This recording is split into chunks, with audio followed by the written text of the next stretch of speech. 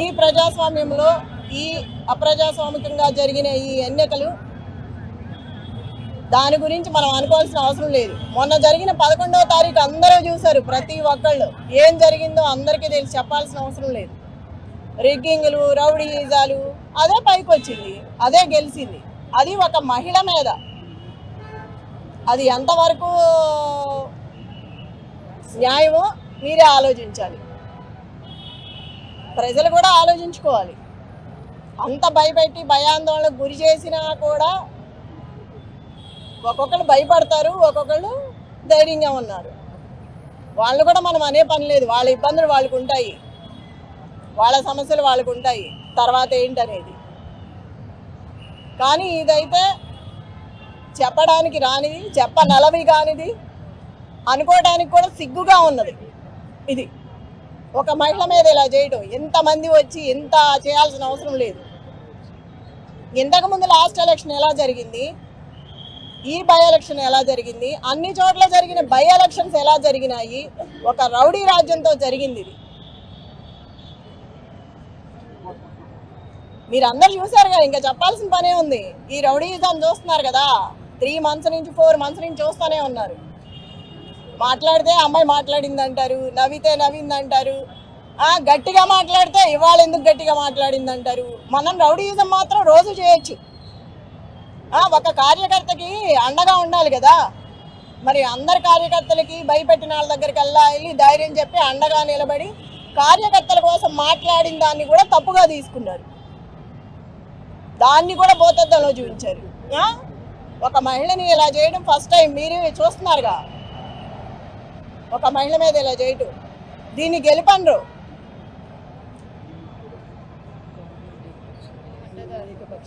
అడ్డదారులు వచ్చి అడ్డంగా చేసి, నేను చూసా కదా మొన్న, నేను అడ్డం పడ్డాను, ఎక్కడికక్కడ అడ్డం పడితేనే వచ్చాను, చాలా చేసుకుంటూ వచ్చాము. అది కూడా లేడీస్ని చేసుకొచ్చాం, అన్ని చోట్ల లేడీస్నే చేసాము, అంత ధైర్యంగా నిలబడి. షేక్పేట లలిత గారు, యూసఫ్ కూడా బోరుబండ మొత్తం నేను. నువ్వెక్కడ? తన్నారు, రక్తాలు గారేటట్టు గుద్దారు, ఇష్టం వచ్చినట్టు చేశారు. దీన్నైతే గెలుపన్ను. చివరికి నేను చెప్పేది ఏంటంటే, నైతికంగా నేనే గెలిచాను. నా భర్తకు వచ్చిందే వచ్చింది. ఇప్పుడు అక్కడ ఏది ఎంఐఎం 4-5 పార్టీలు నిలబడితేనే నా భర్తకి 16,000 చిల్లర వచ్చింది. ఏ పార్టీ లేకుండా మేమిద్దరమే ఉన్నప్పుడు అది వచ్చిందంటే రౌడీజంతో వచ్చింది. అది స్వతహాగా తెచ్చుకున్నది కాదు. నైతికంగా నేనే గెలిచాను. రౌడీజం గెలిచింది అనేది నాకు సంబంధం లేదు. అది గెలిపే కాదు, అసలుకి అందరూ వచ్చి గెలిపించుకున్నది. అది అధిష్టానం అధికారంలో ఉంది కాబట్టి రౌడీజాన్ని చేసి రిగ్గింగ్ చేసి, ఎక్కడ రిగ్గింగ్ చేశారు, లోపల ర్యాగింగ్ చేస్తున్నారు. అప్పుడే రౌడీజం స్టార్ట్ అయిపోయింది. ఆల్రెడీ మార్నింగ్ నుంచే స్టార్ట్ అయింది. చీరల మీద కామెంట్స్, ఎదవలు ఇచ్చిన చీరలు కట్టుకొని వచ్చామని అంటున్నారు. మరి ఎక్కడ స్టార్ట్ అయింది? అప్పుడే ర్యాగింగ్ స్టార్ట్ అయింది. ఆడలేదు, మగ లేదు. మహిళలకి ఇట్లాగా చేసేది. గెలిస్తే గెలువు, ఏదో జన్మానికో శివరాత్రి గెలిచావు. ఇప్పుడు గోపీనాథ్ ఉన్నంతకాలం మూసుకొని కూర్చున్నావు. గోపీనాథ్ లేకపోయేసరికి బయటకు వచ్చి ఇవాళ నీ ప్రతాపం చూపిస్తున్నావు. నీ గెలిపేం కాదు ఇది, అందరు కలిసి చేసిన గెలుపు నీకు. అది నీ స్వతహాగా గెలిచింది కాదు. చెప్తున్నాగా, నైతికంగా నేను ఎప్పుడో గెలిచిపోయాను, రౌడీజంగా గెలిచావు. ఇప్పుడు అది ఇంకా చెప్పండి, ఇంకేమైనా కావాలా?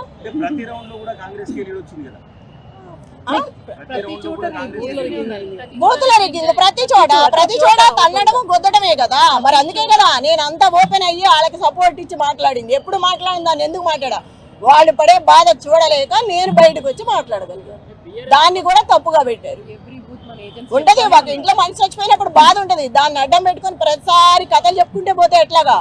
ఇప్పుడు నేను ధైర్యంగా ఉంటేనే కదా కార్యకర్త ధైర్యంగా ఉండేది. మాట్లాడవలసింది కాబట్టి మాట్లాడాను. ఎన్నాళ్ళు అట్లాంటివి జరగలేదు కాబట్టి నేను మాట్లాడలేదు.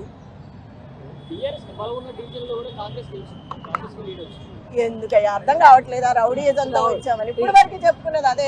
ఓపెన్ గా డబ్బులు పంచారు కదా, అందరూ మళ్ళీ కోసం వేస్తే ఎట్లాగా?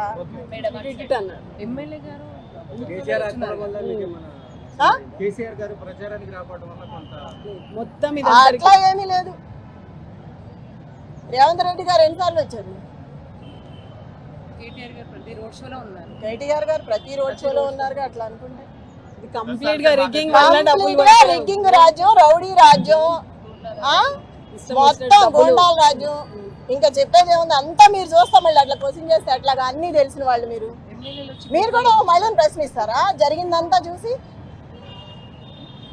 ఏమా ఎంత జరిగింది చూస్తున్నారు 3 నెలల నుంచి, మళ్ళీ మీరే క్వశ్చన్ చేస్తే అట్లాగా? ఇప్పుడు కూడా మీకు తెలుసు ఏ న్యాయమో అన్యాయమో. क्या लगता है मैडम, मागंटी गोपीनाथ 10 साल से थे, तो मागंटी गोपीनाथ के फेस पर वोटिंग हुई थी, अब तक 10 साल में या फिर अगर से चेहरा बदल गया है, तो जो सिंपैथी वोट थे ऐसा कहा जा रहा था सिंपैथी वोट मिलेंगे, कहाँ पे चूक हुई है बीआरएस की? వాళ్ళు సింపతి చూపిస్తే రేపు ఇంట్లోకి వెళ్ళి నడువులు ఎరగొడతాడు. రౌడీ రాజ్యం. వాడికి భయం ఉండదు, జీవితాంతం ఇక్కడ ఉండాల్సినాడు, ఫ్యామిలీ ఉంది వాడికి. ఇప్పుడు అందుకేగా భయపడింది. ప్రతి కొంపలోకి వెళ్ళి అందరినీ బెదిరించడమే. ఎవరినైనా ఆపుతాం మనం? అంత రౌడీ రాజ్యం, గోండాల రాజ్యం, దొన్నపోతుల్లా ఉన్నారు మీద పడి. మరి భయం ఉండదా మనుషులకి? ప్రజలకు భయం ఉండదా? ఆ రోజు వాళ్ళ గోపన్న ఉన్నాడు కాబట్టి ఎవడు రా అని నిలబడబట్టి అందరు పారిపోయారు. ఆయన లేడు కాబట్టి ఒక్కొక్కళ్ళ కలుగుల్లో నుంచి బయటకు వచ్చారు.